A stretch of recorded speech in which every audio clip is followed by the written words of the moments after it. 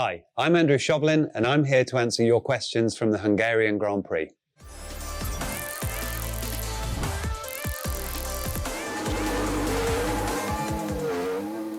Lewis reported a problem on the formation lap where he said he thought the engine was going to stall. What it actually was a sensor issue that was only affecting the engine around the idle control. So when he was sat there waiting to go off on the formation lap. Now, it wasn't a problem, it wasn't going to stall, and there is a protection that will actually stop the engine from stalling anyway if you were in that situation. But we couldn't tell him it was okay, and that's because of the rules that prevent you talking to the driver during that entire formation lap. So we knew it was fine, but he had to sort of worry a bit for the next few minutes until he got off the line. Valtteri's issue was actually that he reacted to one of the lights on his dash that flickered. And that's because he practices starts using his steering wheel over the weekends, and to simulate the lights going out for the start grid, the lights on the dash on the steering wheel go out. And that was why he sort of reacted to it. It distracted him. Now, luckily, he was able to pull the clutch and avoid a jump start. Now, there's an automatic system that will detect where the car is and when it's left the grid box. And the car can sit within a reasonably wide position on that grid box without detecting it. And because Valtteri hadn't moved far, he was still within range. So the system didn't think it was a jump start because he was still within his box when the lights actually went out. What it did do, though, was cost him an awful lot of places because resetting and getting ready to go meant that everyone else was off and around him by the time he was getting up to speed. Timing the call to go from intermediate to slick tyres on a drying track is actually a really difficult thing to get right. On the pit wall, we've got a lot of the data, so we can see what lap times people are doing, and also we can see from the GPS how fast they're actually going around the corners. So we were overlaying the Haas cars with other cars of similar pace who were on the intermediates. The Haas were obviously on the dry tyres, and you could start to see when it was transitioning. The other thing is the drivers are really well placed to judge this because they're in the car, they can feel the grip, they can see the dry line appearing, and even on the formation lap, they were calling to say that there was already this dry line starting to form. Now, Valtteri made the call on the second lap. That was his decision to come in. Lewis, further up the field at the front of the race, didn't really need to take risks. So for him, we waited another lap. He transitioned on lap 3. But actually, the people who got it right were the Haas cars. To come in on the formation lap and start the race on the dry tyres was the best thing to do. And that's why they were running up at the front in the early stages. The decision to do that extra stop with Valtteri at the end, go onto the hard tyre, was really just because we thought that would give us the best chance of overtaking.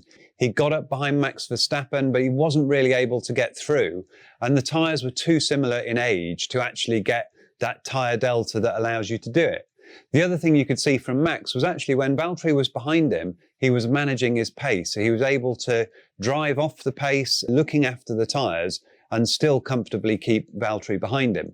When Valtteri came in, Max picked up his pace, so he had to push because Valtteri had a bit of time to make up, obviously, with the pit stop, but he was on a faster tyre. The reason it was the hard is that we only had 2 mediums. We'd used them both by that point. And the soft tyre was not very good. It would degrade quite rapidly. So you'd get a couple of good laps out of it, but then it would start to drop off. The hard tyre was actually very robust and it could deal with that succession of fast laps that Valtteri was having to put on it. So unfortunately for us, the race was a bit too short. I think if Valtteri had had a couple of laps at the back of Verstappen, he could have probably made a move stick. But as it happened, he only just caught him in the very sort of closing stages of the race. And unfortunately, this time it didn't work out for us. With Lewis, we were in an unusual position at the end of the race where you've actually got a pit stop gap to the entire field. You can come in and take a precautionary stop. And at one point we were talking about that, thinking that we'd put him onto the hard tyre. That would give us coverage if there was a safety car, for instance. He wouldn't need to stop and he'd be on fresh tyres leading the race. As it got nearer the end of the race, it would start to make more sense to put him onto the soft tyre. That would have grip that would allow him to go for the fastest lap, but also it would survive a short stint. And that was kind of one of the reasons that we decided just to go for that tyre at the very end. The weather was definitely quite difficult in this race. Now, as it happens, there wasn't a lot of rain. There was a brief shower around mid-distance. But what we did have was the constant threat of some rain that was coming. How we predict this is actually with a rain radar. So all teams use the same one. You may well have seen it on the team's monitors. And you can normally see the clouds coming and know pretty much where the rain will arrive on the circuit, how heavy it will be, how long it will last. Now, in Budapest, that radar is very difficult to read. It doesn't really give you the same accuracy you get at most circuits. And it just adds a bit of uncertainty to it.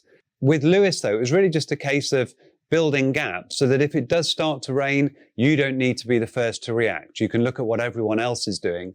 And the key question here was really when the rain came, can you stay out on slick tyres? Because what you definitely don't want to do is come in for intermediates and then shortly after have to come back in again for slicks. So really in those situations, if you're leading the race, it's about building enough of a gap that you've got the time just to observe the others and think about your decisions before you have to make them. The reason drivers were complaining about the left front tyre is actually a mechanism called graining. And you get this in cold conditions. The rubber becomes more brittle and you actually start to see waves forming across the tyres. And those waves drive the tyre wear. So you start to lose more and more rubber. And when you lose the rubber, you lose temperature and you start to lose grip. Why does it only affect the front left? Well, that's really down to the layout of the circuit in Budapest. It's a clockwise circuit. There's also quite a lot of long and fast right-hand corners, and they do most of the work on that left-hand tyre. So it was expected, and you tend to see it as a bigger problem on the softer tyres. So that was why cars that were running on the soft, the red tyre, were really struggling. You saw Charles Leclerc complaining very early, and the harder tyres are more resilient to this mechanism. We can happily report that Bono is fine. He did get a bit of a soaking. He's okay, ready to go again. One of the problems he did notice, though, was that when the face mask gets wet, it's pretty much impossible to breathe through it, but it was nice to see him on the podium. Thank you very much for all your questions. We're going to be back in 2 weeks' time answering more from the British Grand Prix.